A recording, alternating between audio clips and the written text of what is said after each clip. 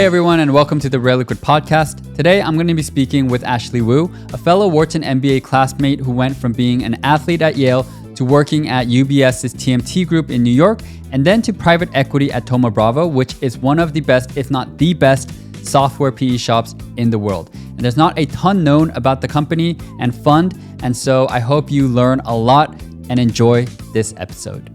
Now, before we get started with this episode, if you're interested in breaking into private equity, you're definitely going to want to check out the PE Investing Certificate program being offered by Wall Street Prep and Wharton.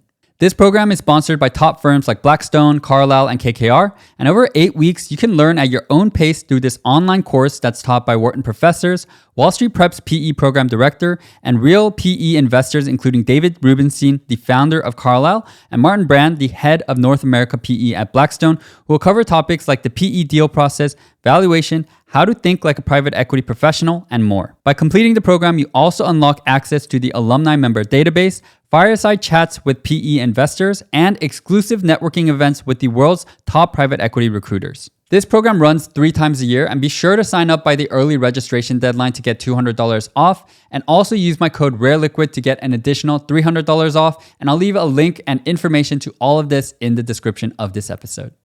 Ashley, thanks so much for making the time. Can you start off by just giving us an overview of your background? Yeah, for sure. Thanks for having me.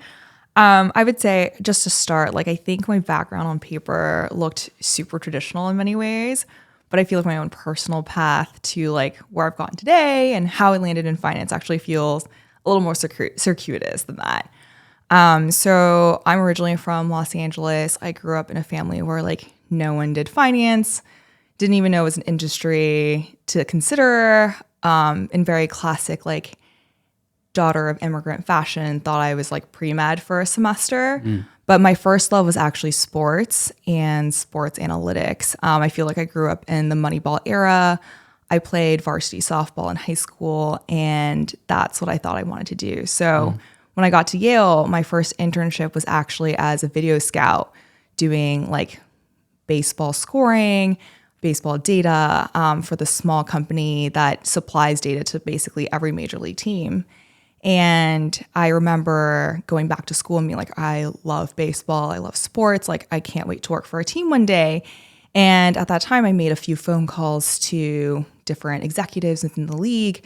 And a lot of them were hey, you're at Yale, which is a great school. Are you sure you want to work your way up through the ranks? Have you considered working in finance? So many people these days have spent time in finance before working in baseball. And I really think that's a path you should consider because so many banks have this name brand anyone will recognize. And so that was the first time someone suggested finance as a career to me. And I was also an athlete at Yale. I had teammates who had landed on this finance route. And so that was the guidance I needed. And I landed an internship at BNY Mellon doing credit analysis my sophomore summer after turning down an internship with TrackMan, which is another baseball related company. And then got an internship in banking, and it kind of just followed from there where I was now on this banking to PE type of path. So I landed at UBS my junior summer. I was actually in the chemicals group when I first started. And part of that was I loved the people in the group. There was a Yale grad, just people who were there to support you and kind of lend a hand, be mentors, and people who really cared about, the analysts working there. You weren't just maybe a cog in the machine. I think that's always been really important to me is find the people who will be supportive. And they actually supported my move when I eventually asked to switch to TMT, coming back full time. And I did that for a number of reasons. One, I just never imagined myself in the chemical space. And I knew even then that banking wasn't for me longer term. I still thought I was going to maybe go back into sports, and the TMT group, especially media, worked with cable companies or the RSNs and things like that. So regional sports networks. And so I thought that was the reason for me to be in TMT. At the end of the day, I spent most of my time in telecom, which was not tech or media, but I think it just introduced me to this world of what could a tech company potentially look like, or different ways of thinking about revenue. And that was just where our deal flow was at the time. And then I decided to leave banking for private equity for a couple of reasons. One, I just wanted a different challenge. I wanted to kind of be in it with the companies, have, skin in the game. I think it's very common for people to say.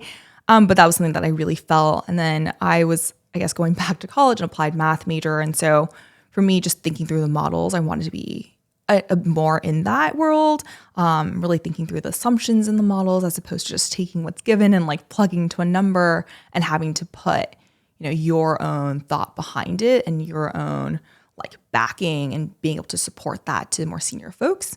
And so that was like kind of the push for me. And I got really lucky and ended up at Thoma Bravo, which I didn't expect necessarily. Didn't think I was moving to San Francisco so soon.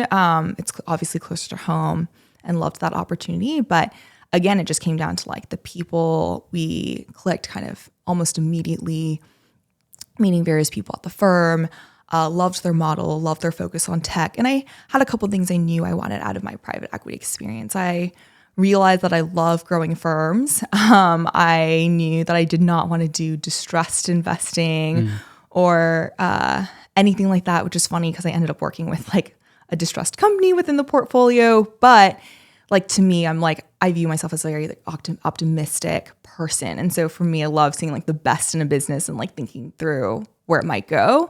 And tech was kind of like the right landing place for me. And so I got really lucky, loved the people, and then joined Thoma Bravo, spent 3 years there, and then decided to come back to school for a different look.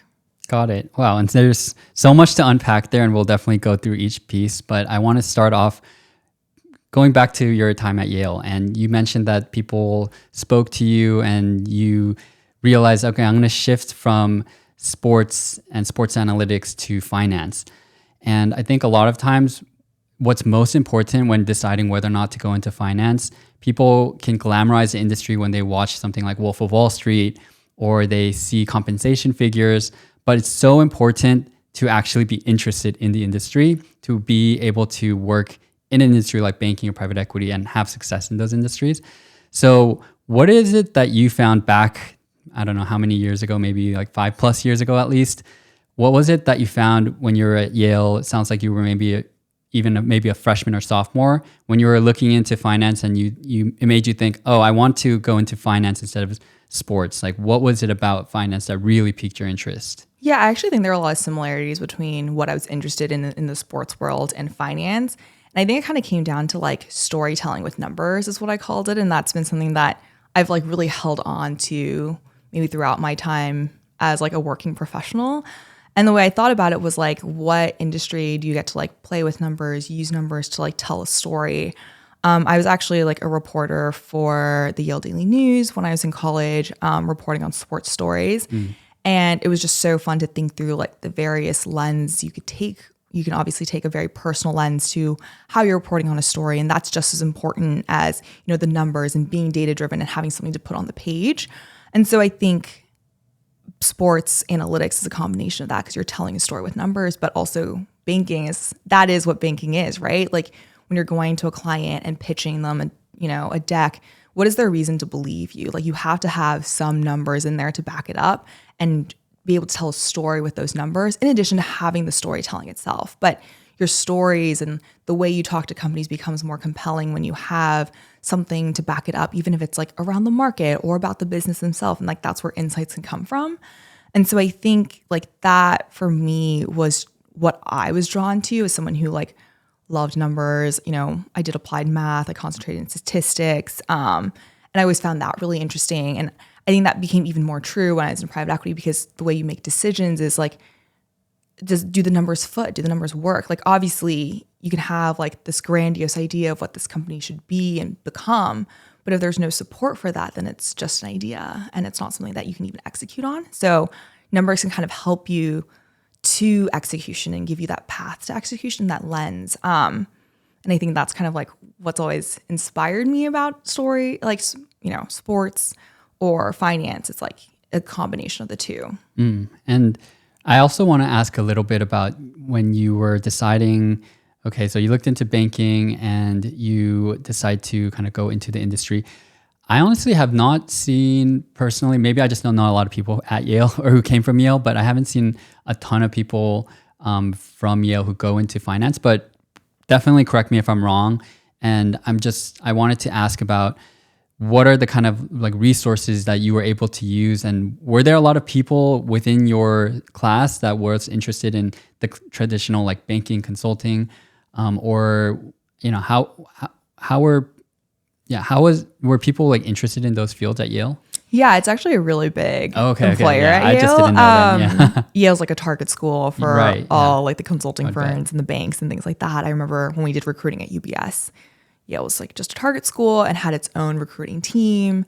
But I think that it's probably not as, like public maybe as like a place like being an undergrad at Wharton, for example. I think it kind of simmers underneath the surface, but lots of people still are going to informational sessions and there's still a large population kind of in those groups. And I would say like the resources around banking recruiting, consulting recruiting tend to be a little different just because there's Yale specific recruiting teams.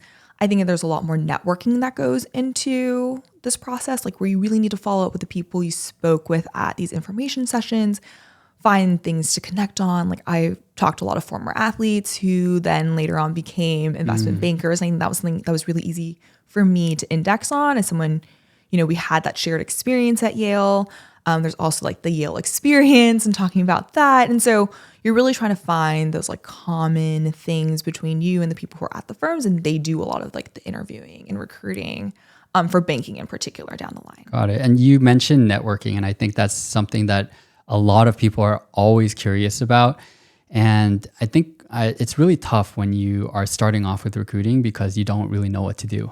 But can you, now that you are, many years through, have been working in banking and PE and all of that, what are some of the tips you can provide for networking when you're working kind of in the finance or recruiting for finance jobs?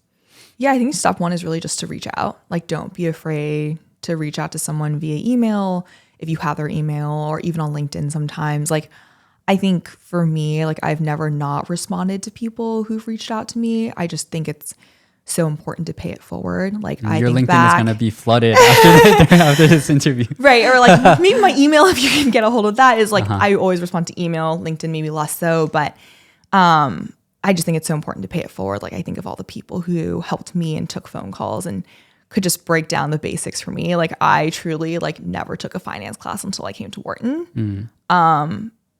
Didn't know a single thing about like accounting or corporate finance when I was an undergrad. And I don't think those are like table stakes necessarily. Like it's okay to not know, as long as you can think through a question and answer them. But obviously there are some table stakes. I think, Yale provided like a vault guide for finance and you should have at least read it. I don't think I fully did, but I now regret not fully reading it. I think, maybe it would have had a different outcome or whatever. But I think that in networking, like step one is really just to reach out and, try to find people that you might have something in common with, people you went to school with. I think that's really the value of going to like certain educational institutions, right? Is like the network and why do people go to those schools? But those people are everywhere and they're so willing to help if you just reach out. I think usually, I've never had people like not respond really. Or at least you're getting like a really high hit rate. And then also just like following up with a thank you. I'm so thankful and have so much gratitude for the people who helped me out. And I think that expressing that is really kind and just like helps leave a good taste in people's mouth. Because I think if you don't, people will also remember if you forget to thank them. So, I mean, I think it's really simple in that sense. Just like really those two things. Yeah. I mean, the thank you email is actually common practice, but I mean, when I was a freshman, I had no idea. Right. And so I think a lot of people just don't know even simple things like that. And what's your opinion on this? Is a little bit more detailed and tactical, but do you think it's better to send a thank you email, let's say like later that day or later the following morning?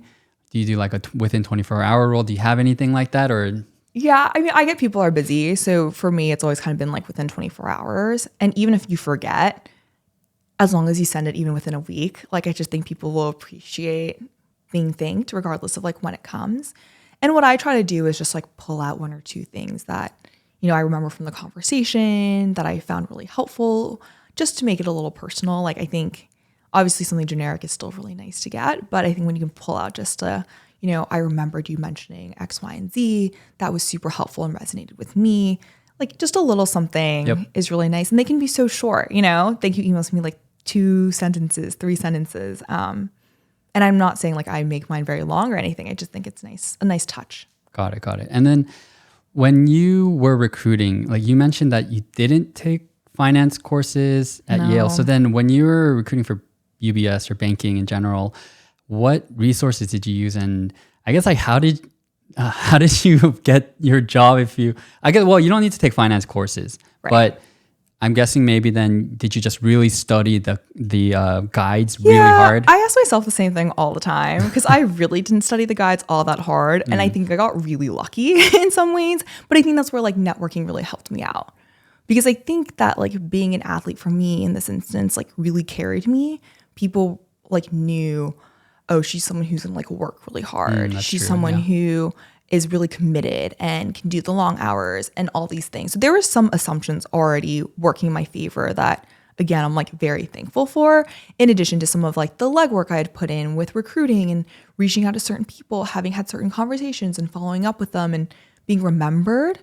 So I think those 2 things helped. And then I definitely got like, a few finance related questions, and they really just came out of like the Vault Guide.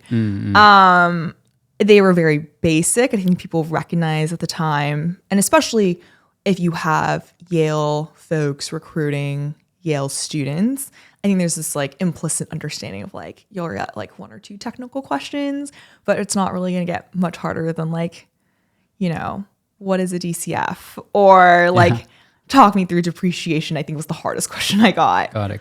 Through the 3 statements. So very lucky in that regard as someone who like didn't study the Vault Guide all that much. But at the same time, like when I was, a junior or junior fall, which is when recruiting used to be, like I didn't know. Like people were like, yeah, there's like a Vault Guide. And I was like, okay, well, how much of this am I supposed to prepare? Like I had no idea. Yeah. There wasn't like, an investment banking club that was preparing me to like do these things. And so a lot of it was like on your own time. Like, did you have friends also going through the process? What was their process like? And just like checking with people. Got it. And I am curious then for your first like 6 months at UBS, I think, and to kind of explain my own situation as well. So I was very interested in consulting first. So I did an internship at Deloitte. And then when I did full-time, I went into full-time not really knowing much. Well, so I knew the guides and the materials, but then I didn't practice like financial modeling. And I had a classmate who joined the same time as me. He was from Wharton. He had been modeling for like at least 2 years, like on his own, a little bit here and there.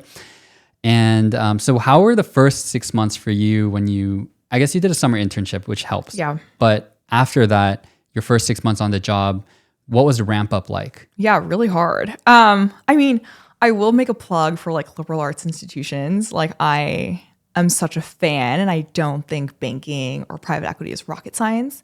And I think like the more senior you get, the more important it is to have like critical thinking skills and be able to think outside the box, think creatively, pull in different experiences from different places. And so I think that's where my liberal arts background really set me apart, like down the line, especially my ability to communicate information in slides.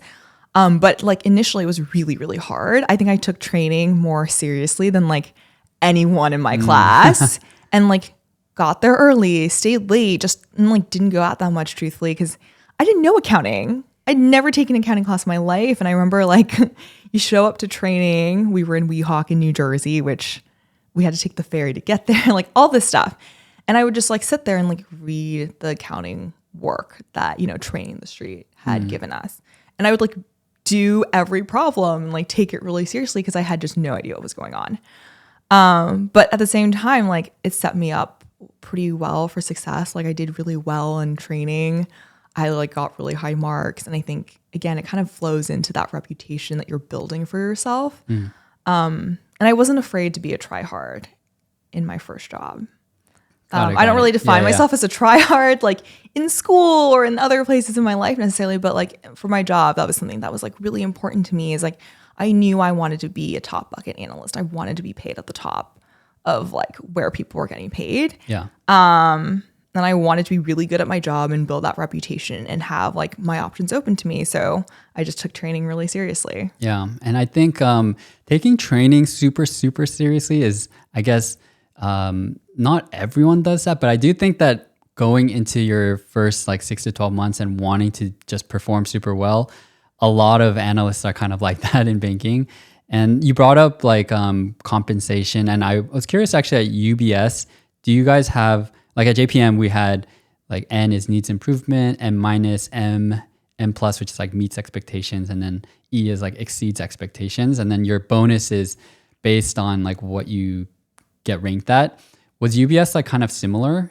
Yeah, it was a different ranking system, but when I was there, and I know it's changed since, when I joined UBS, every first year got the same bonus, and it was a stub bonus because we were on a December year-end cycle. So you get paid out in February, and because you join in the summer, they just assume everyone gets the same rating your first year, which is not really your first full year. It's like your first 3 months, essentially. Interesting. And then you would get one full cycle bonus, and then people who had PE jobs would quit as soon as you got paid out. So then you would have like the first years would have a really tough like march through until the intern showed up because a lot of people left in that time frame. But it gave me a lot of experience because like as people left, like there was just more work to be taken on by everyone else. But yeah, like what your ranking was or rating was, I think we were at 1 through 5, I believe. And like the max you get was a 5.5. I don't think I knew anyone who got a 5.5. It was like 5.4, 4.5, or like that was kind of where people landed if you were at the really top. And then that determined like what bucket or range you were allowed to get paid. And then within that range, like teams, and there was like a comp committee who would decide like what people were actually getting paid. And you needed to have someone like push for you to get paid more than everyone else, essentially. Because I think it was eventually like stack ranked payment. Like no one was really paid the same, even if they were the same rating. Oh, interesting. Okay. I don't really know how that works, but my process at JP Morgan was also kind of similar, where you really needed to have an MD / like, usually maybe it could start off with like an associate who kind of like convincing the MD, but you need as much senior support as you get, the easier it is for you to like get ranked For sure. well. Yeah. And it's really hard to get senior support when you're like such a junior person, I think. And that's like what's tough. But because we were on this like stub then full year cycle, it really gave you more time to like build credibility. And for us, it was important not just to get senior support on your team, but you needed senior support from other teams. Oh, okay. To like vouch for you. And there were a couple ways to do that. We had like the junior banker development committee, which I was on. And that's how I met people from different teams who then like later vouched for me in the compensation committee process. And you were working in TMT. Did you work with other groups as well? Did you guys have like equity capital markets, M&A, and when you guys were working on different types of deals, like work with them as well? Yeah, it really depended actually. So we had an M&A team that was separate, but a lot of TMT, the reason why I wanted to be in TMT, they did most of their M&A in-house, like kind of just on their own. But I think when you're like short-staffed and you need all the help you can get, like obviously teams come in and help. We also had ECM and DCM, leverage finance. Okay. Pretty similar to most. So yeah, pretty similar in that regard. So that like those were the opportunities to work with different teams before your reviews and get like, we did 360 review processes. I don't know if that was what you guys did, but you needed to have people review you from not your team and also senior people. Okay. And was your end of the year review kind of, I wonder if it feels similar to my experience. Like for me, our staffer, who's usually like VP level or so, calls us a resource manager / staffer, calls us one by one. Everyone knows it's like bonus day. So like each person kind of goes in, and then the staffer or whatever just says like, here's how you did this year, blah, blah, blah. Here's your ranking. Here's how much your bonus is going to be. And then you walk out. And if it's not your turn and you're just watching each person go in one by one, then you're kind of just like, it's a little nerve wracking / very like just weird-ish vibe during that day. But yeah, what was it like for you? A little different, but very similar. Okay. We also had our staffer communicate like reviews. So again, like the VP level would tell you like how you did over the past year and your ranking number, like not numbers, but like, you know, the 1 through 5s that you were getting. And it was in 2 categories. They would tell you like what numbers you got, but they would not tell you your bonus number. And that was communicated by the head of the group. Wow. So the head of the group would separately, and I remember it being like maybe a week or two later, sometimes around the same time, depended on the group, would communicate your number to you separately. Okay. And via phone call or? Mine was in person. I see. I think usually they try to do it in person, but our head of group sat in San Francisco when I was still in New York. And so it was just like whenever he came into New York, and then everyone got their number one by one. If you're enjoying this discussion with Ashley and one day want to work in private equity, you're likely first going to have to break into investment banking just like she did. And on that note, I've been working on my own How to Get Into Investment Banking course, where I'm bringing my experience from being the JP Morgan UC Berkeley recruiting captain for 2 years when I was at the firm, and also by working with my fellow Wharton MBA classmates who worked at Goldman Sachs, Evercore, and another at JP Morgan M&A.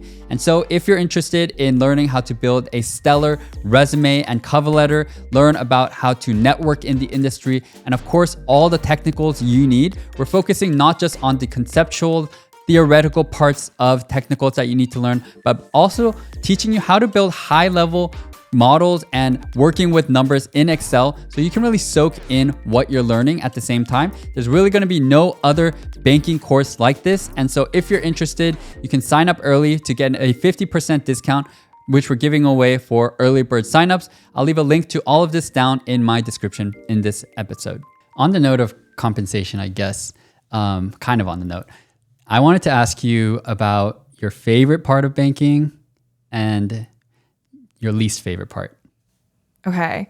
I'll start with my favorite part. I think my favorite part was just like feeling like I was always learning something or doing something different. And I didn't really have expectations for my first job. I'm kind of just like someone who just walked in the door, didn't really know what was happening, and like just took it for what it was. And I think that's kind of my approach to a lot of things, is just take things that, what your experience is and figure it out from there. And so when I got to banking, everyone's like, oh, the long hours and be like so tough. But like, I didn't know any different, right? Like, it's your first real job out of school. And so you had nothing to really compare it to. And I think because of that, I was just like so excited to work on interesting deals or cool deals and like things that maybe might hit the news or wouldn't hit the news, or just like have some ownership over these things and make them feel like they're yours. So that was like really fun for me. Like, I just feel like in the TMT space, obviously maybe less so in the telco space, but in like the tech and the media space, you just are around names that you've heard of. And that's just like kind of fun to imagine, like, what if? And I also just think like the people are fantastic. One of my friends in New York who I still like catch up with, like, was someone I met through my banking group, for example. And he actually now works in sports, which is really funny. Oh, he works for the Mets. So, you have friendships that you hold on to, and, you're buoyed by like the bullpen and that camaraderie and having dinner together and things like that. And so I would say that was like my favorite part. My least favorite part was definitely like the randomness of the hours sometimes. And also how lonely it can feel. I think like there were times when my group overall was not that busy, but I was really busy. And it sucks to be in the office late when it's just you and maybe like one other person. And I think like those times were really brutal, or just like feeling like you just never knew when you could plan things or not plan things. And I think that was like really hard on my relationship at the time. Someone who I'm no longer with, but I think it was just like really tough because you're like, can we get dinner together or not? And things could just change on a whim. And you just didn't know when it was going to change. Like, it could be 7 p.m. You might think that like you're good for the night, make dinner plans, and like 7:30 hits or like 7:15 hits, and all of a sudden your entire weekend is gone. And I think that was like really, really tough on like friendships and, talking to people and things like that. Yeah. I mean, I think definitely I'm thinking back to the times when I was also in banking, and one funny thing was during our weekends, our AC would have to be like turned on. And I think the worst times that I kind of felt, I remember like some summers, like the AC wouldn't turn on properly, or it would take a while for like everything to get warmed, to get turned on. And so sometimes during the weekends on Saturday or Sunday, I'd be there and it's like super hot by myself. And that would just be like so miserable. Yeah. I don't know if you guys had protected weekends or Saturdays. We did not at the time. So that was the other thing. We didn't have any protected days or weekends. So it was like truly. What years were you in banking? 2017 through 2019. Oh, okay. That's That's surprising then, because I was at JPM from 2015 to 2018, and 2015 was the first year that I think we started introducing protected weekends. So for those who don't know, at least at the time, it was you get 1 weekend off per month for us. And then also we had pencils down, which was like after 6 p.m. Friday, then there's no work until 8 or 9 a.m. Saturday, which didn't always happen, but at least like it generally was kind of. We did not have any of that. Okay. I was part of a committee when I was on the Junior Banker Development Committee that tried to institute something along the lines of like protected weekends or protected time off, or maybe like Saturdays every weekend or something like that. And I obviously did not stay long enough to see like how it shook out in practice. But it was something that like was definitely talked about, but also got a lot of pushback. Yeah, interesting. I remember a lot of the senior bankers and even some of the associates would just be like, oh, they don't make bankers like they used to, because like we had protected weekends and all this stuff. It was actually a very confusing time, because a lot of times I would want to take this protected weekend, but then my associate would be like, okay, but I understand you need this weekend off, but then you also have like this live deal. So I remember for 3 months, like I had a protected weekend, quote unquote, but I was still working. And so yeah, I think now though, most banks, I do think that they have implemented something for work-life balance. But anyway, one last question I have for you about banking is, what do you think makes for a good investment banking analyst? Okay, really tough, because I do think that like being a good analyst is obviously very different from being a good associate, but I do think they are blended in some ways together. Because I think part of being an analyst is like being able to put your head down and just crank. It's really unfortunate, but part of being good is like you can just take on the work and it's going to happen, and people trust that it's going to happen and be done well. And you're going to do it like pretty quickly. I think speed is kind of the essence when you're an analyst, because it just helps out everyone and saves everyone's life. But I think what also separates really good analysts who like have that down from really great analysts is like, can you think ahead and can you anticipate what an associate wants? Like I remember when I was like a second year, like writing my own pages and putting that together and just anticipating what an associate or VP or an ED or an MD would want to see. And I got enough like responsibility to just like create my own deck sometimes and then run it by like a VP or ED who'd be like, oh yeah, maybe also include this or this. But they would just throw out ideas and like the pages would just be up to you. And I was really lucky that I was given the opportunity to do that and think like an associate and think like an investor and like put pages together in that kind of way. But I think that's kind of what separates the really, really good analysts from, analysts who are able to just do the work. You're a very positive thinker, because a lot of times I think when associates and analysts are told by, at least from my experience, an MD or ED, like, oh, I roughly want this, you guys figure it out. Like we all hated that, because we would have to, as you're saying, like it is nice to be able to think critically and come up with things. But at the same time, you might do that, work on something for a long time, give it to them, and they're like, oh, actually, I want something else, and that's happened to us. It happened to us particularly with like 1 or 2 EDs, MDs. Yeah, I'm definitely like taking the good parts out of it than like the bad. And I remember being like, wow, this is not what I wanted and this sucks. But I think part of it is also just like not being scared to ask questions. And I know people are busy and, it can be scary to ask like a VP or an ED, like, what do you really want? But like having just a sketch and being like, is this directionally what you want? Is this the information you want to convey? And, not being scared to do that. And I think, again, I got really, really lucky and have always made it a point to work with really good people and people who cared about my development. And I knew this was important to my development because I knew I didn't want to stay in banking forever. So if I didn't want to do, the role of an analyst forever, I had to play up and like do something else. And I think I also kind of hate being told what to do. And so you're never meant to be an analyst forever. So if you don't want someone to constantly tell you what to do, then you have to like step up and like put that work together, or those pages together so that you have a say in like what you're presenting. And I think it also gives you a sense of ownership. It makes you care more and it makes it feel more real as opposed to just like something you were forced to put together. Yeah.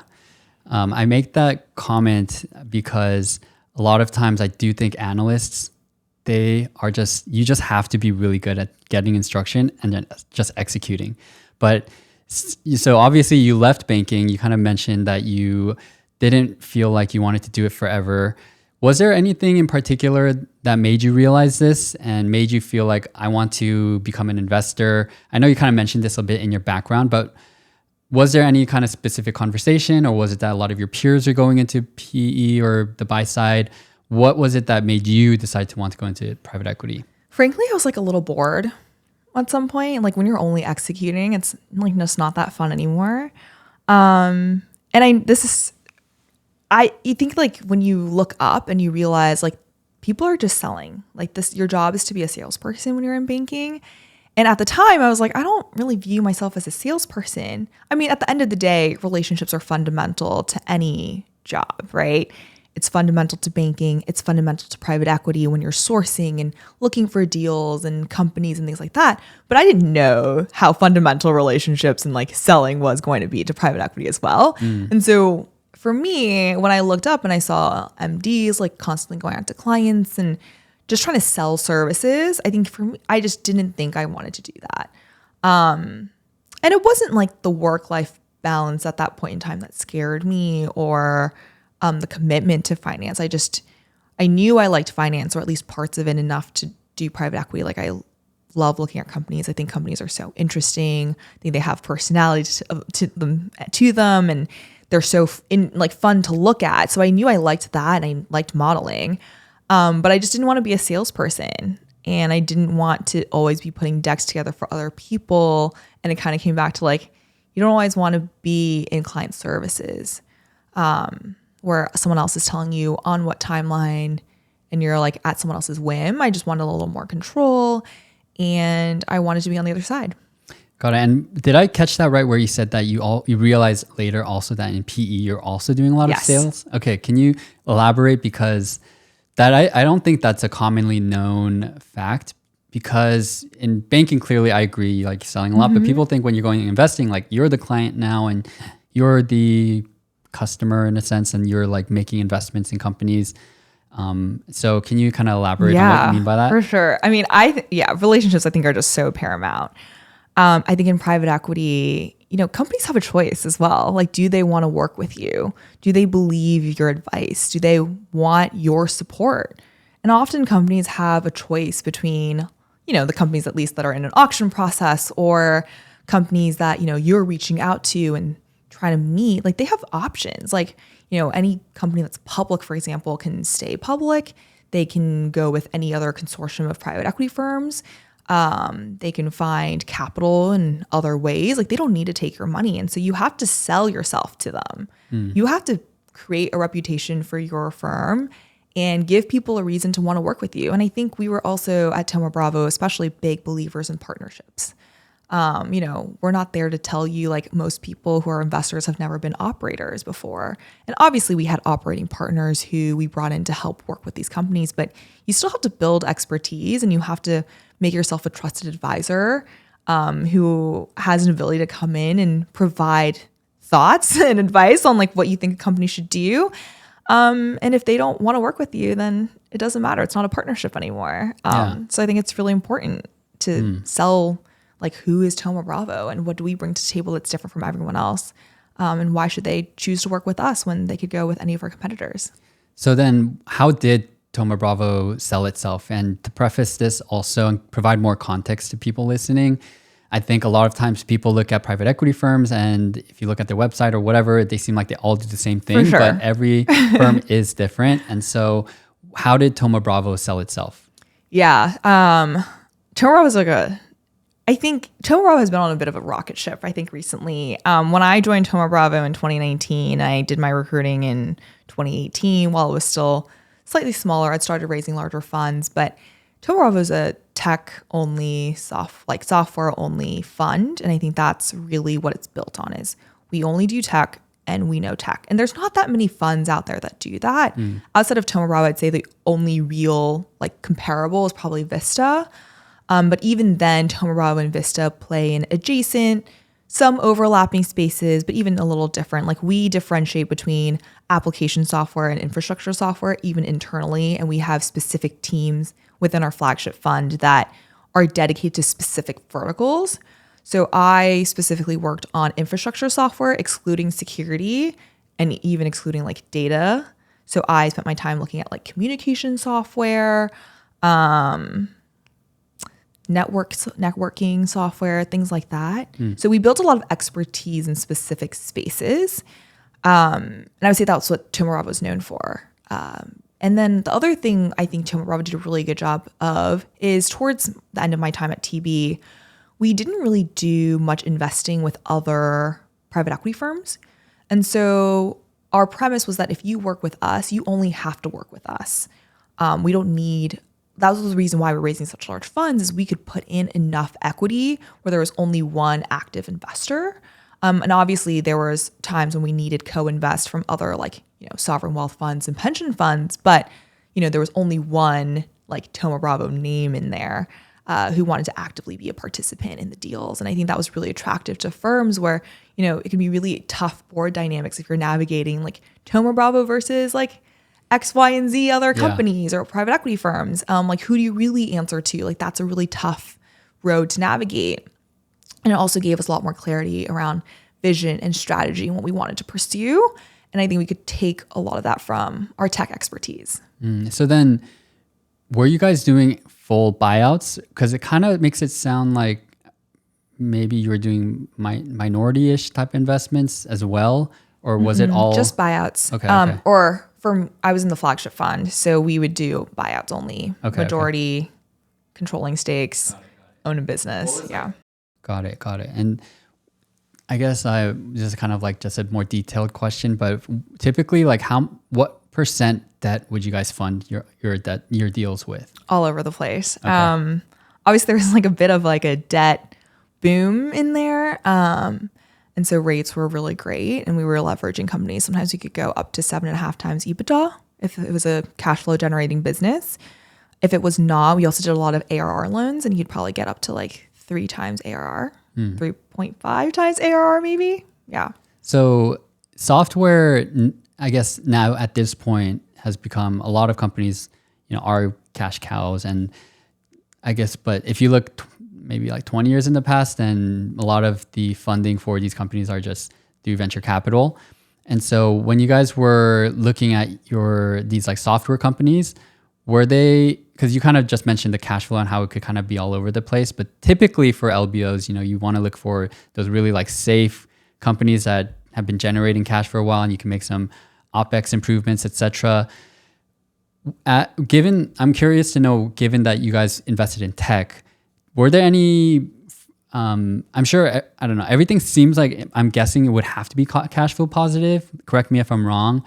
But what was your guys' I guess criteria when you were looking at each of these firms? How profitable did they need to be? Not necessarily all that profitable, to be honest. It really depends. And I think that's when like the ARR loans came in that could be really interesting and useful. And I'd say that's like one of the beauties of Thoma Bravo was like, we were flexible. We had a flexible mandate. We just knew software and we knew tech. And I think people forget how many like not sexy tech companies are out there and not everything, is VC funded. There's actually a lot of like companies that are bootstrapped or have been owned by other private equity firms or just were out in the market and did their thing. And eventually maybe it made sense for them to be privately owned again. So, definitely all over the place. Like we had some companies that were growing over 30%, 40%. And we said, go grow. Like you don't have to be, generating 20% margins. And I think we followed I don't know if you've heard of the rule of 40, which is like, what is your margin plus your revenue growth? And that's something that I think we may have coined or someone else has coined, but we've taken on and we believed in like the rule of 40 in many ways, I would say. So that was like one maybe heuristic. Did it hit the rule of 40? And then obviously if things are going really well, sometimes people are like, but how about the rule of 60? Can we get 30% growth and 30% margins or whatever it may be, or 20% growth and 40% margins? And sometimes you can, sometimes you can't. But I think, the companies are out there and we really just believed in profitable growth. So that's actually really interesting. So you guys would purchase companies, and then even if they were not profitable, you kind of banked on the fact that they would become profitable because you need to service your debt somehow, right? Or how did you guys do that? Yes and no. I think like the way debt is structured today, you can obviously like take on PIK loans. And I think it also just depends what you believe your exit is. I think we were hitting an era and size where the companies that we owned were getting bigger and bigger, and they were eventually going to go public. So you went public and that paid down your debt, and that was it. You didn't really need to pay it off otherwise. So that was just like a different strategy because we were just buying bigger and bigger companies where no other private equity firm could necessarily buy the companies that we were selling. So either they were sold to, a corporate or it just went public. And I think the market is very different for that. Okay. Yeah, that's actually super interesting. And for those, a lot of people don't know what PIK loans are. So can you actually explain what those are? But essentially, your interest gets added to your principal. And you pay it at the end or something like that? Right. At maturity. Okay. Got it. So you're just basically accruing interest. Correct. And instead of having to pay it each year. Yes. And so you don't have cash out the door and it just, yeah. Right. But that's pretty risky, right? I guess like you model everything out and hope that everything works. Like for sure. You could buy a company and say like, oh, it's going to grow. We're going to hit the rule of 60. It's going to IPO in 5 years. But if the markets tank, if this company like gets disrupted. For sure. That's like extremely risky. So how did you guys control that risk? We definitely like modeled cash flow eventually. I just think we like to invest in companies where you have multiple options, right? Like maybe today, we don't take cost out of the business every time and it's growing 30% and it's 0% margins. Fine. But maybe in 1 or 2 years, like we have an expectation for where the EBITDA is going to go and what the cash flow is going to look like. And we're going to hit that number regardless of how we get there. Does that mean we have to take out the cost out of the business in like year 3? Maybe. But that's only if the company was maybe underperforming on its top line. Otherwise, it would have flowed down to the bottom line. So I think we just wanted to create optionality for ourselves, and we wanted to believe in the business. We wanted to support management if they really believed that they could grow 30, 40%. Like, it wasn't really on us to stop them, but we would just ask them to prove it out. And I think that's kind of what a partnership is like going in with that strategy and having a plan and then, planning for contingencies as well. Right. Yeah. Always need to have backup plans for sure, because in business, anything can go wrong. Actually, I took a PE course at Wharton, and then it was so interesting because what we did was throughout the entire course kind of look at a investment that Warburg actually worked on and they invested into. And the whole time it seemed like the professor who worked on the deal was like so many good things about the company. There are some risks, but they're all mitigated. And it turned out to be a good investment, but so much of what they had predicted and all the good qualities of it didn't really safeguard them from a lot of what actually ended up happening. But yeah, I just wanted to make a note on that. And I also wanted to kind of dig in, I guess, also a little bit more into the partnership part that you mentioned, where I'm curious, I wanted to know, like, how does Thoma Bravo help in terms of operations? Like, how closely did you work with your portfolio companies? I would say pretty closely, depending on how things are going. And I think it's always going to be like a depends kind of answer. So the way it worked at Thoma Bravo is we had a bench of operating partners who are all so fantastic, like former CEOs, CFOs, people who've worked in the space, just like super accomplished, super helpful, know their stuff, and know how to like run businesses. Like, I think that was really important for us, is we just had, like the best operating partners on the street. And when we built our board, like our operating partners would be chair of the board and would sit on the board and make up a majority of the board, along with some of our investment, individuals. But we made sure there's like more operating partners on the board than there were, people like me or investment. Like, I was never on a board, but like a VP or a partner, like they were on the board as well. But there was always just more operating partners. And so I would say like they were really intimately involved in like how the business was running. And that's when things were even just going well, that was just like table stakes for us. And when things aren't going well, I think that's when the investment team tends to get a little more involved. because you're just thinking about contingencies, how you want to structure the investment going forward. Does it make sense for it to still operate like in this way? How can we think through like the business strategy, the numbers? Like there's a little more like, what does the number need to look like and how do we get there and how do we solve for that when things are going poorly than I would say when things are going well. So when things are going well, I think we were more involved in like the M&A activity. How do we find good targets for the business that might make sense for the thesis? But beyond that, it was super operationally heavy for like an investment associate.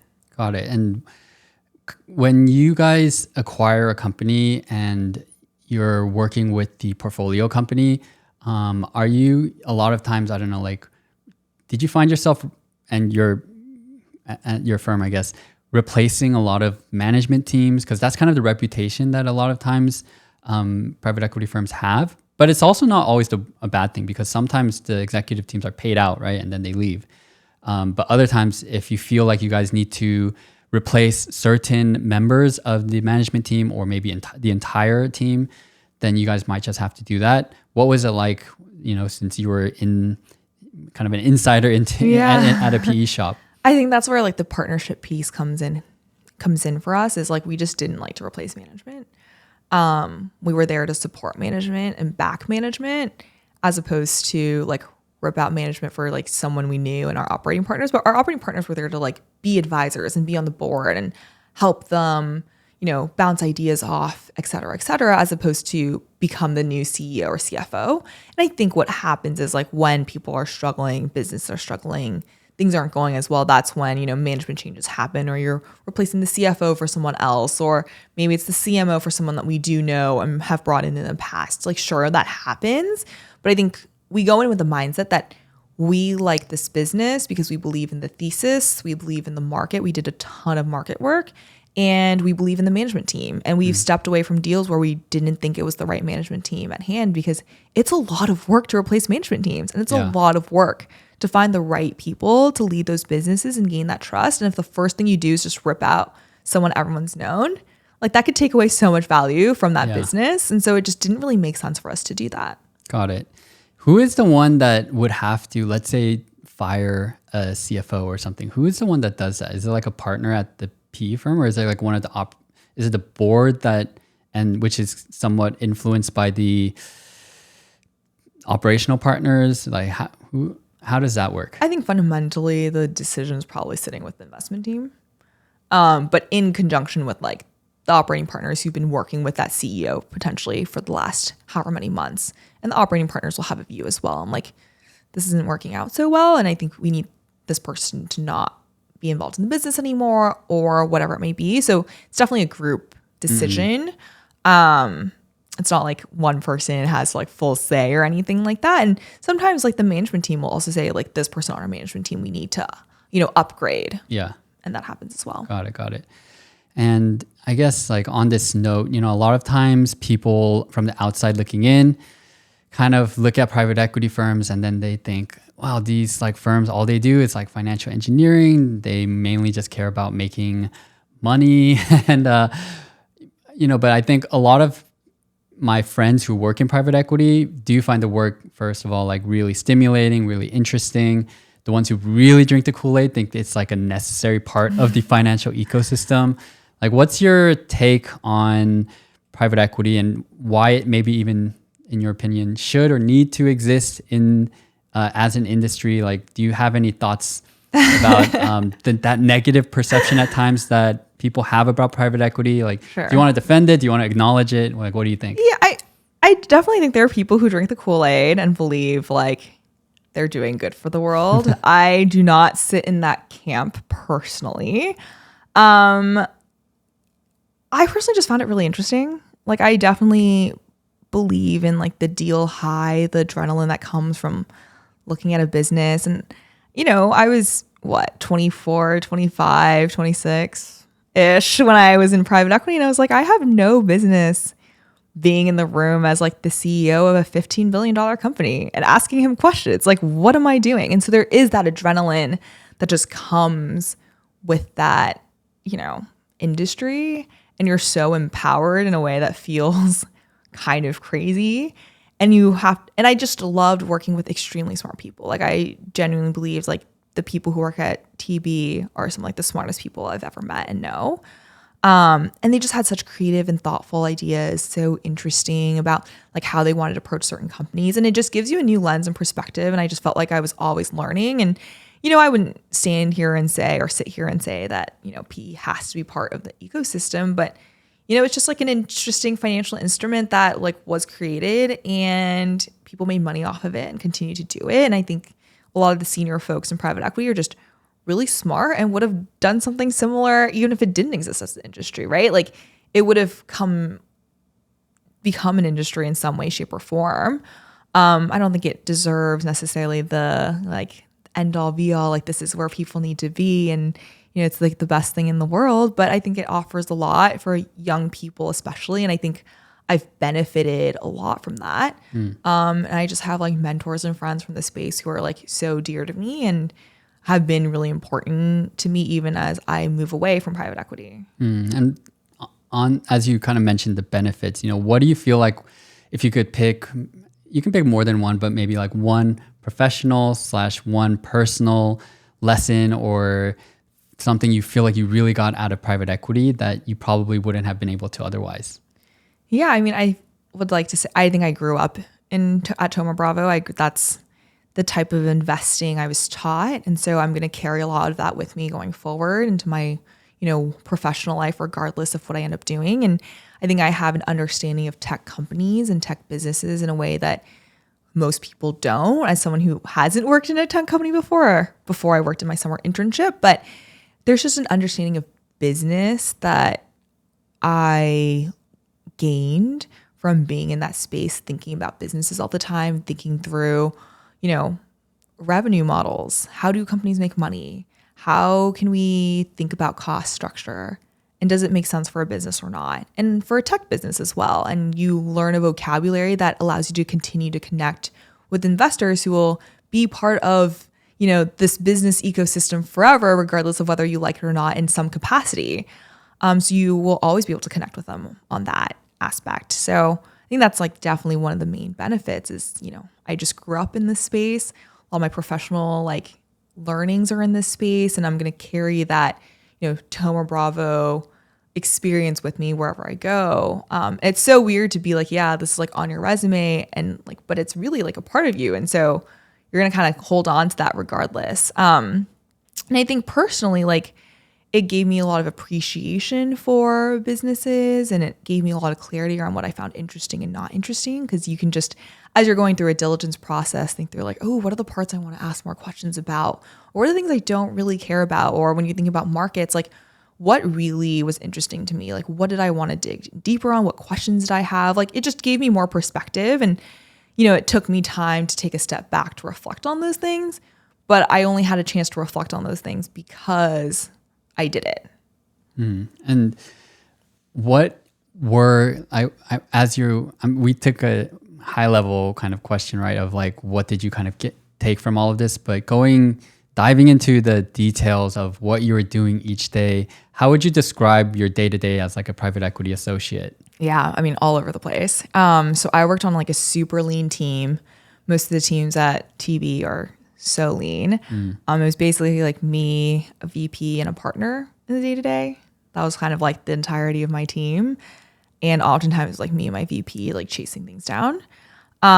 So one day I could be doing like market diligence. I would do a ton of customer calls, market research calls. And I think a lot of firms like, outsource that to consultants, but it was just important for us to understand the business. Like if you're going to be tech investors and have tech expertise, you need to know that stuff, even if you think you can ask someone else to teach it to you.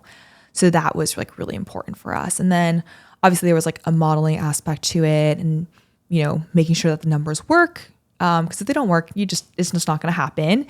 And it's also a big part of our job was like sourcing, looking for the next deal.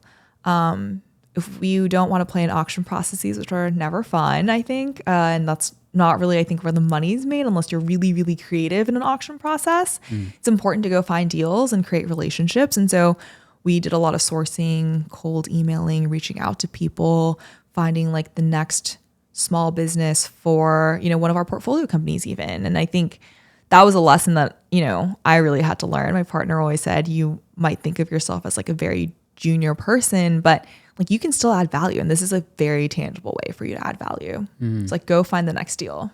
Got it. And was that, you mentioned when you're in banking, you kind of try to look for that next thing you could do for your associate. I imagine it's super hard to try to find the next deal. You'd be surprised. Okay. So another person who is 1 year older than me, who's now a VP at Thoma Bravo, who I have a lot of admiration for, was the best at sourcing. Like he got in contact with, multi-billion-dollar company that was public and got like a meeting with them from cold emailing and putting in the work and the research to learn the space and be like, we know your space and we think you're a great fit to like partner with us. And here's why. And he was a senior associate at the time. Got it. Before he became VP. And like, you can do it. It's like just a lot of work. And, for me, I struggled with that. I was like, I don't know if I want to be sourcing on my Sundays when like I'm finally sleeping, but people did it. And like, if you felt so strongly about it, like you would create a thesis and you would build one and, you would drive decision making. And because we were such lean teams, like you could have real impact. And like, that was so cool to see. Yeah. Some people are just built different, I think. Yeah, exactly. They're born for this industry. And of course, that's true for all industries. Like some people are born for certain industries. And you kind of touched upon the work-life balance in a sense. How was it at Thoma Bravo? And did you guys, like, for the most part, I feel like private equity firms don't have like stuff like protected weekends or whatever. No. But you're better able to kind of foresee what's going to happen and kind of control your schedule. Can you kind of describe the work-life balance in PE for you? Yeah, mine sucked personally. But I think, some of it is by choice. Some of it is just how the cookie crumbles. I think it was better pre-COVID. But it was also just like, where was the tech market at the time? There was obviously a lot happening in the tech market once COVID hit and onwards, kind of going into like 2022, which is when I left Thoma Bravo. We deployed like an entire fund in 10 months. Wow. During COVID, which was insane. Like my team had 2 trees. I was on one tree and there was another tree. We announced 2 deals in back-to-back weeks, basically. Wait, sorry. What are these trees? Yeah. So at Thoma Bravo, within the flagship fund, each team covers a different like sector essentially. Okay. And it's kind of like just led by the partner. So like my partner had 2 separate teams happening underneath him that announced deals in back-to-back weeks. So my partner announced a deal in 2 deals in back-to-back weeks essentially. And I was only on one tree and someone else was like really running the other one. But sometimes someone who was another associate underneath me at the time had to work on both deals. And so, it just got really tough because we're industry specialized, not just software, but like the verticals within that. And so if your vertical is really active, there isn't really anything like a break and you see it coming. Yeah. So things just got really busy. Like I don't think I took a weekend off in 2022 before July 4th. Dang. And like, but that was like a choice too, because like you also want to perform, right? Like it's your team and there's so much ownership that comes with it. And so if you believe in the thesis and you want to work on those deals, like you're going to put in the work because every deal could just be the next major transaction. And that was the cool thing about Thoma Bravo was the next deal could be $10 billion. And that would be you working on that. And again, you're like, well, I don't have any, like, there's no reason I should be in the room doing this. And you're like 26, but that was like such a cool experience. And so I think you took that. And the hit was, your work-life balance as a result. I remember I was just like on 3 back-to-back deals that like we got to the end on 3 of them and none of them went our way or we didn't necessarily want them by the end. And so, you just went, I remember like a deal died and a data room opened that night for the next deal. So it was just really tough. Yeah. I remember like in a similar note, like I remember closing one of my analyst buddies who finished a deal, closed a deal. announced it in when I was in banking, and then the next day he was staffed on another big project for like one of our biggest clients, and he was just like so pissed. I imagine it'd be something similar, but I guess like you seem very positive, so I don't know if he took it like in a much more like I think it's different positive way, but because we weren't a staffing model, so it's not like you were staffed on it. Like you already knew that deal was happening. You just didn't know when it was going to really take off. And the timing there was just bad. It was very unfortunate. But at the time, it was like a $15-20 billion company. And who doesn't want to potentially like take down a $20 billion company that's public and work on it and own it? Like that's so cool. And this space was interesting. And you realize that the deal cycles are just so long and they just hit at different points. Like you track companies for so long, you're in conversation with these companies for so long because it is about that relationship, right? Like you don't, just because there's an auction process, if you met the company during the auction process, you are not winning that auction process. And so there's so much legwork that goes into it that you already feel like you own this relationship and this process with this company. And so you're just waiting for the deal to hit and you just don't know when it's going to be.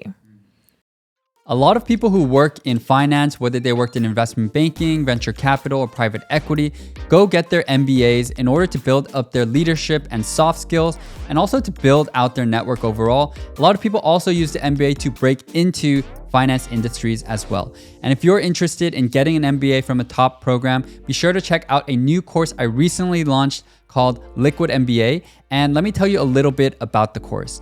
So first of all, we give you application advice where we go over everything you need to know in terms of what admissions committees look for. Second, we also go into almost excruciating detail about each school that we cover for things like student life, academic life, leadership opportunities, clubs and resources, and more after we've spoken with over 100 students and alumni across various schools. And then lastly, we purchase over 10 admitted essays for each school so you can understand what it takes to write a killer essay for each MBA program you apply to. So with that said, feel free to check out liquidmba.com if you're interested in an MBA, and be sure to use the code WELCOME25 to get 25% off. Can you actually walk us through one of the deals you worked on? And you don't have to name names or anything like that, but if you could kind of provide the context, I think, you know, when we just talk about working on a private equity deal and all of that, for people who've never worked on one, myself included, then it can seem, you know, very opaque. But if you could walk us through something, one of the deals you worked on, I think a lot of people would love that insider insight. Yeah, for sure. So I worked on a workforce management software company. And when I was like a first year at TB, we actually looked at one of their competitors. And so we had done a lot of work around like workforce management software, quality monitoring. And I'm not going to say names because there's really not that many players here in the market. But it was just like really interesting. It was one of the first deals I worked on. And they're a public company, ended up having like investors come in, but it wasn't like a take private or anything like that. And eventually they did a stock split. But that was our intro into that space. And so a year plus, I don't know, 1 to 2 years later at some point, one of their competitors came back on the market, and it was a private equity owned asset. And you kind of resurface some of like the industry knowledge that you've already built. Like we're, you know, super focused on workforce management. It's related to communications. We did a lot of work around the communications, you know, market as well. And so you resurface some of that information, and then you are learning new information about this, you know, company in particular and this competitor. And we had a relationship. So Thoma Bravo has multiple funds, and they had been speaking to one of our smaller funds that does like middle market deals, but it had just moved to a size where it belonged in the flagship fund. And that's how we were connected. But we had held like, you know, a 5-year relationship with this business, like been talking to the CEO for at least that long. And so we got to know the CEO really well. This was during COVID. So everything was also like from home and online. And then you just start to ask for more information, like every meeting. It's like, okay, can we learn about your financials right now? Does this look attractive to us? Can we start modeling this? And then they eventually went into a process, like a very small process, and we had already built up enough like credibility with them, done a lot of the legwork, and then it just came down to like, okay, now we have your real financials. Now we have, you know, X, Y, and Z information from the data room. how do we put this into like a real model? Think about your revenue. What are the questions we have left? And I think what we pride ourselves on is our ability to move very quickly. So our partner would often promise like, yeah, diligence, we can be done in 2 weeks, which is not a lot of time when you're combing through a data room, right? But that was like what we did because we had done so much legwork and we proved that we knew the industry. Then for those 2 weeks, you're just focused on like, what does the company have? What are the trends that we can look at? How can we break this down in like all these different ways and really shore up what we think the financial model should look like? Because we've done the legwork on everything else. And then we would put in a bid and we'd go back and forth and continue to tweak. Maybe we could go under LOI, sign an LOI and the process would repeat. And then eventually you're like, we're going to sign. And then you put together an investment committee deck, an IC deck, and you go to IC like the next morning and then it was done. Yeah, that sounds like a whirlwind because I think, people don't exactly know how much work it takes to analyze a company and all the different aspects. And from what when I've spoken with my friends who work in PE, like you might work with like a consulting firm to understand the market. You have to work with accounting firms for the accounting portion, customer research if you need to. There's so many different aspects, even like the tech that the company uses and then building the financial model, all that stuff. And if you had to do that within like 2 weeks and then also go to build a presentation that has no mistakes and then go to IC, that's really a ton of work. And a lot of people want to know, like when you're working on, let's say like this kind of process, what are the hours like during that time? Yeah, I would say like the process is beyond just the 2 weeks. The 2 weeks is really like just your initial diligence and getting to an LOI, like putting a number on the table. Once you get past that, it slows down a little more, I would say. So but let for me 2 weeks, for the worst of the worst. Yeah, the worst of the worst, and then maybe like an average. Yeah, I was, and this is true of not just this deal, but maybe a few others. I'd probably work like 8 or 9 a.m. till 2 or 3 a.m. for a couple weeks. Monday through Sunday or like Monday through Saturday, Friday? Sunday would maybe be more like 10 to 10 or something like that. Got it. But you were just like on the phone all the time. You were just like, because this is also during COVID, right? So I'd be like calling my VP and we'd be talking for like 5 hours through a model on a Saturday. And then you would fix the model and then re-output everything and then be like, does this look right? And then debate it and then call your partner that night and then with your VP and then debate it again, be like, do we really believe this? And then come up with a new case and then have it ready to go by like the next morning if you were giving it to a managing partner. Got it. So when the timelines are short, it was just like really all hands on deck. Yeah. But I think that's true of a lot of processes. Like when things need to move quickly, I think that's really when, the hours get long is because timelines are just so compressed. But, it's a little sprint and then you move on or you keep going. So yeah. What about like a really good week? What did the hours look like in a really good week in PE? I mean, before COVID, I was working probably like 8 to 8 or like 8:30 to 7:30 sometimes. And Fridays I was out of the office by like 5 or 6. So it used to be pretty good. And I think I was on a team at the time, or my team at the time it was just a slower market for my segment of the tech industry when I first joined. And it was just a little slower and hours were better. And then COVID changed everything. Ramped everything up. I think also some people may be a little, if they know banking / PE, they'll be like, oh, okay, those hours are good. But for those who aren't, as aware, then they might be like 8 to 8. It's like a good week. Could be a little surprising. But I guess that's really just kind of how the finance industry is kind of like. I would say if you could make dinner with your friends, it was a good week. And I kind of think of like 7 p.m. as like the cutoff for that. And I was making dinner with friends. Yeah. And so we work-life balance is a hot topic for PE. And I asked this about banking as well. But if you could pick, one thing that you kind of mentioned already also, some things that you liked about PE, like working with really, really smart people, like what you learned, all of that. Maybe anything that we didn't talk about yet, something you really enjoyed about PE, maybe if it was also a delightful surprise almost. And then something that you just did not like about PE that wasn't the work-life balance? Because I think that's like an easy answer. Yeah. I mean, what was like a surprising delight? I mean, a lot of it actually was like, it just does come back to the people, I think, first and foremost, just not just like really smart people, but really caring people. There's so much camaraderie in PE, I think, because you're at a fund just has fewer people than a bank, right? The lack of bureaucracy was amazing. One of my favorite things about PE, I think. Oh, that's huge. Yeah. And the way Thoma Bravo was, like when I joined, it was like the underdog firm. I don't know if you can really say that a firm that, was upper middle market at the time, but it felt like an underdog firm. And the way, like the culture was that we have something to prove and we're going to go do it and we're going to do it ourselves and we're going to do it our way. And that was so fun to be a part of because it was so entrepreneurial. It was like everyone owns something. And that was like infused into our teams. And so I just feel like I had so much leeway to do something and so much ownership. If I thought something was a good idea, like I could go pursue it. And people really valued your opinion early on because you had to have an opinion. Otherwise the work wasn't going to get done. And I just remember being asked by partners, like, what do you think? Like, you're the one who's done all the customer research. You've talked to 25 customers. You've built the model and you've backed your way into like this thesis from talking to, 10 industry experts, former employees, et cetera, like, what do you think?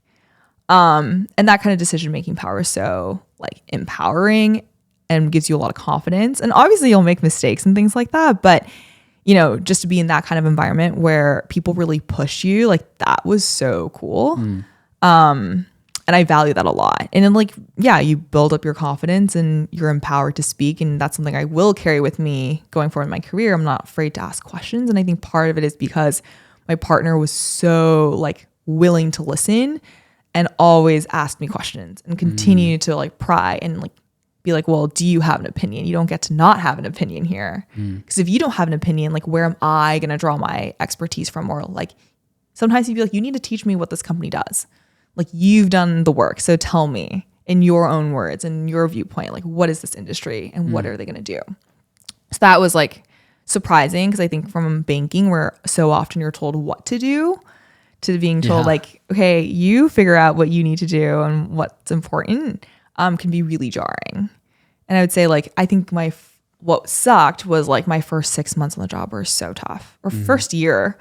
Or even beyond that, like I just felt like I had no idea what was going on. It was so stressful. And that was just like really, really tough. What else did I not like about the job? Beyond work-life balance, I think it's just a lot of pressure, a lot of expectation, and it's not for everyone. And that's really it. Yeah. When you're talking about your partner asking you all these questions and all of that, I feel like that pressure, I was kind of just getting anxiety listening to it a little bit. Yeah, that sounds, but as you also mentioned, like you can only grow from that kind of experience as well. But I've asked you a ton of questions about PE. So just wanted to also ask a little bit about your experience at school so far at Wharton. A lot of people want to go to Wharton and go into private equity, etc. Why did you want to leave PE and go to school? Yeah, I think very similar to banking. I looked up and I said, is that the life I want to live? Do I want to be a partner? Because Thoma Bravo was partner tracked. So most of my class made VP last year and I'm so proud of them. Like they're incredible. They're going to do great things. But I just realized I didn't want to be a partner one day and it didn't really make sense for me to get kind of like golden handcuffed into carry. And I knew I wanted to leave before that. And I think that there was an opportunity to potentially transition away from PE like while you're still in the PEC, but you're often limited to like corporate development, corporate strategy, M&A. And I knew I didn't want that. I left private equity to become an operator. I knew I wanted operating experience. And if I did somehow head back to PE, then I felt like I would have operating experience to, inform some of my views if I ever sat on a board, for example, or just maybe be taken a little more seriously in the boardroom. So it was like important for me to get some operational experience in some way, shape, or form. And I believed like going to business school was the best way for me to do that. And also, I think when you think about like the really good people you work with, like a lot of the, best managers I had or who had really good EQ or just like were people who went to business school, because I think it's such an opportunity to work on soft skills and like what does that mean and how do you carry that with you as a manager going forward. So those are like the two main reasons. And at Wharton, I think I've really held to those things as like the things I've cared about and the experiences I'm looking for. And I guess you didn't mention which company you worked at over this past summer, Yes. but can you talk about how you hope to bring the lessons you learned from working at that tech company into what you'll be doing next, and also, I guess, kind of explain what you're planning to do after school? Yeah, for sure. So over the summer, I worked in sales strategy and operations at Adobe, which was kind of like my foray into go-to-market operations, strategy, just a whole host of things. It was super fun. I was in New York at Adobe, just like a very classic big tech company, I would say.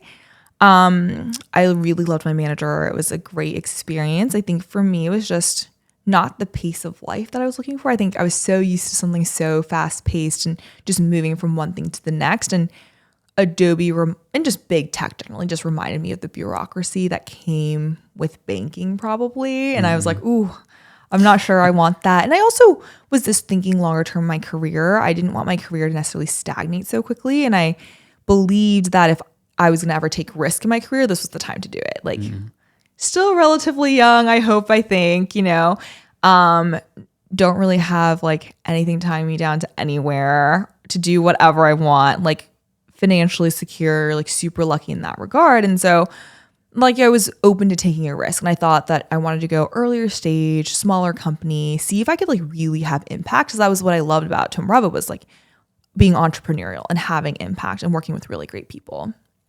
So I essentially re-recruited while I was like negotiating with Adobe. If they had paid me more, maybe I would have gone back. But I am choosing to work with Shore Capital as part of their CXO program, which the X stands for essentially like anything. It's not like an experience or, it doesn't stand for Chief Experience Officer. But the idea is that you're essentially chief of staff to a CEO and you work your way into a C-suite position, which I thought was super cool, super interesting, and a way to get a taste of operating in like a relatively safe environment. So not fully risk averse, but I could go somewhere earlier stage. So Shore Capital invests in micro cap companies, so much smaller investment sizes.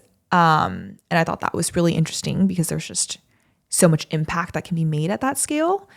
And then I have since matched with a company in Los Angeles called Roaming Hunger, which I'm really excited to join this summer.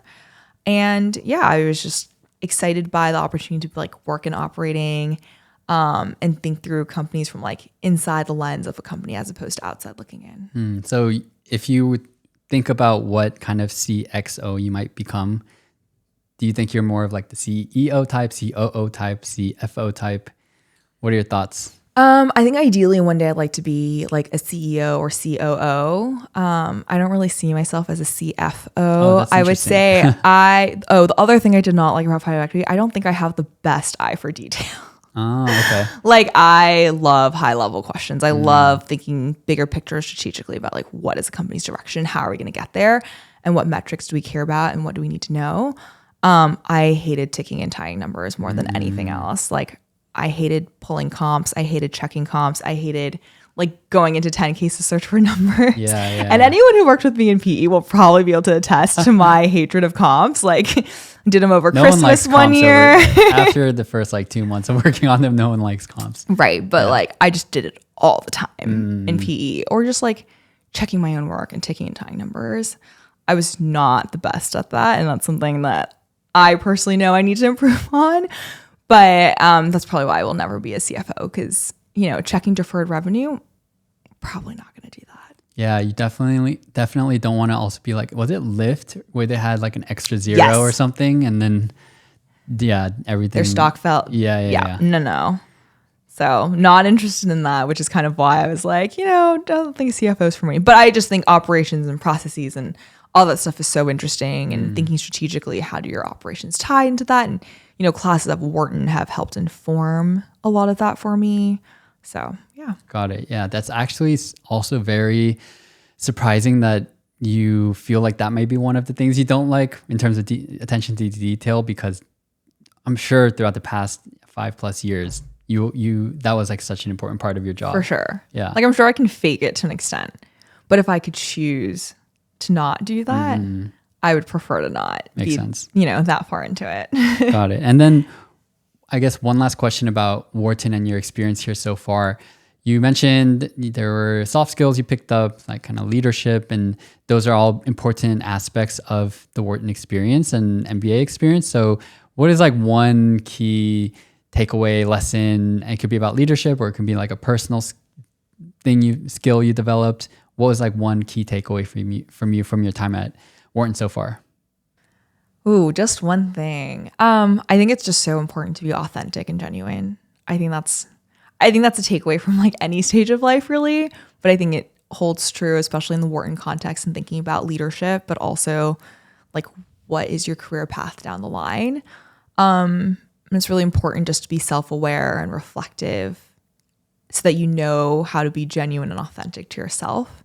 And it's not just like outward facing to other people, but also like internally. Like I think so much about what I'm searching for in my own career and what's important to me. And I would say what I learned at Wharton is I care so much about like building teams, building companies, and enabling others. Like that's so important to me and interesting to me. And so how do I translate that into a business context, and how does that inform what my next job should be for me?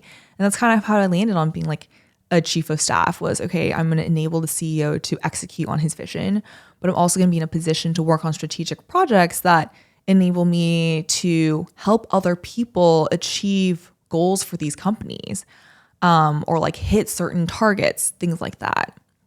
So that was something I kind of had known, but like didn't really verbalize or create an action plan around and execute on when I was in, banking or private equity. And it had traces of that, in PE, you're enabling companies and helping management teams, but it feels more real now to me. And that was something that, helped me be more authentic and genuine when I was talking to these companies that I wanted to potentially go work for down the line. I was like, this is my career goal. This is who I am, what I want. And it just came across as more, genuine because I had done that self-reflection. But I also think it's so important in leadership. And, hopefully I manage people down the line. And someone said you can manage processes, but you lead people. My executive coach told me that today. And I just think that's right. Like, that's true. Like, how do you lead people? And you can only do that when you start from like, a place where you're being genuine and you're being self-reflective and aware about who you are, what you bring to the table, and filling in the gaps around you of like what you don't bring to the table. And it's that combination, I think, that will get you really far with people and help build trust. And, really, as I said earlier, like relationships are just so important and they're paramount in every business. So that's like something that I care a lot about. And on the topic of, a lot of self-reflection and all of that, I wanted to ask you, as we were talking this entire time, you seem to have like this internal motor plus like a positive attitude for a lot of things. And that kind of seems to have carried you along throughout all the different experiences you're talking about. And I was wondering if you have thought about like where that came from. Like I know you were kind of like into sports and stuff like that, but how would you put that into words? I think there's a lot of things that go into it. I think it comes from, being the daughter of immigrant parents, and just put everything into context. Like the hardest thing I've ever had to do is like switch jobs, right? Think about like how to pay for business school maybe, but not even that, like, and my parents like moved across the world to give me like opportunity. So, and they have such an adventurous spirit. So like I shouldn't be afraid to take a leap of faith and jump off and try something new and, approach it with an optimistic spirit, because that's the spirit that they brought with them to this country. So that's like kind of growing up. I think they've been always harping on like, go find your thing. Like we don't actually care what you do, but like go have a plan, be motivated to do what you care about and be happy and choose happiness.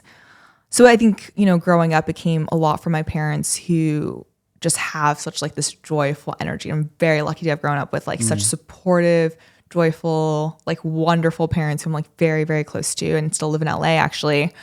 And then beyond that, like when you're an athlete, sometimes things get dark. Things aren't always going great. And you have to find a way to get yourself out of that. Get yourself out of that funk. And also, how do you motivate other people? So I guess I didn't mention this earlier, but I was a coxswain for the men's lightweight crew team at Yale. And you're often like outside sitting in, like you're in the boat, but you're not rowing. Everyone knows you're not rowing, but how do you motivate people? And how do you, create that positive energy or spirit that pushes people along? And to do that, like you also have to be really positive, or at least delude yourself into being really positive in that moment. And then in banking, like you just make the best of the situation, because like it doesn't help to be negative, I think, personally. And having like that positivity and carrying that with you, I think it just makes every situation better. It helps teams function better because everyone else is bought into that or doesn't carry that like negative cloud with you. And that's something that I try to bring with me. And I just remember like how lucky I am to be here, how grateful I am for the opportunities I've gotten. And, things could be so much worse. So like I have nothing to be negative about, really. I've like, I'm sitting here, I get to go to a place like Wharton. I've worked at fabulous places, met amazing people, and like some of it is luck, being in the right place at the right time, but I wouldn't have gotten here without any of those people. And so, just being grateful, I think, is just so important. Yeah, that's one thing I want to comment on. It's funny that your parents are like, choose happiness, and you're like, banking, private equity, like I'm gonna go into these tough industries. But no, that's totally true. And I think I reflect also during my time when I was in banking, where I came into the analyst class same time as one of my analyst buddies, but then he had a very kind of like negative approach to a lot of things. And then we just had very different experiences while being in the same group.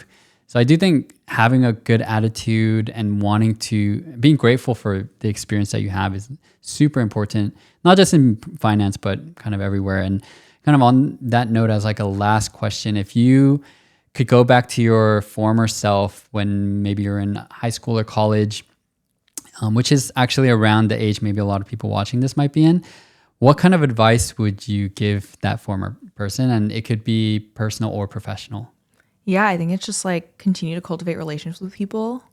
I don't know, like friends are so important. Also just like professionally and personally, like those relationships are what carry you through tough times. Like I can think about all the support I've gotten from my friends, even when things were super tough in banking or PE.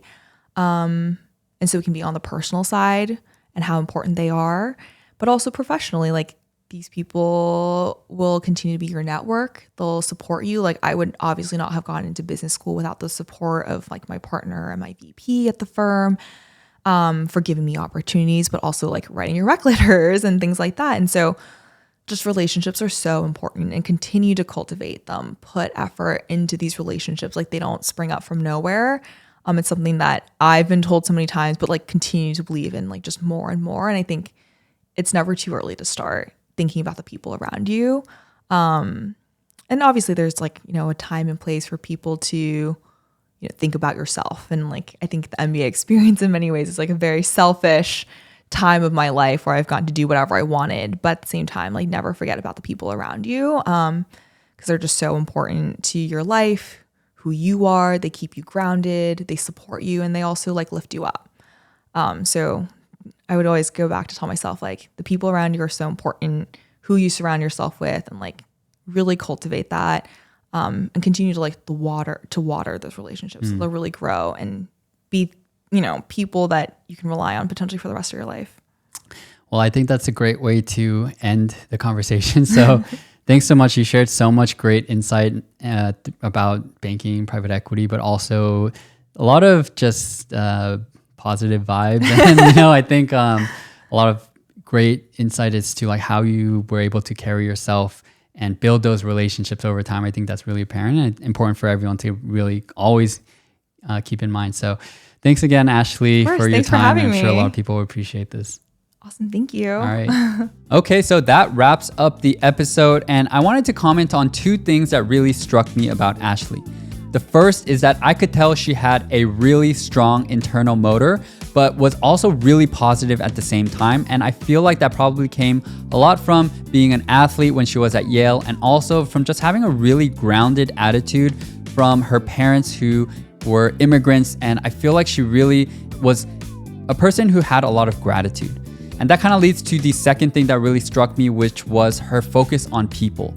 She said that it's very important to water your relationships. And then another thing she really took away from a lesson she learned recently was that you manage processes, but you lead people. And I think that is so true. I could tell she cares a lot about the people she works with. She gave them so much credit for how much growth that she had, and also for getting into MBA and etc. And so those are the things that I really took away from this episode. Let me know what you took away down in the comments below if you're watching this on YouTube.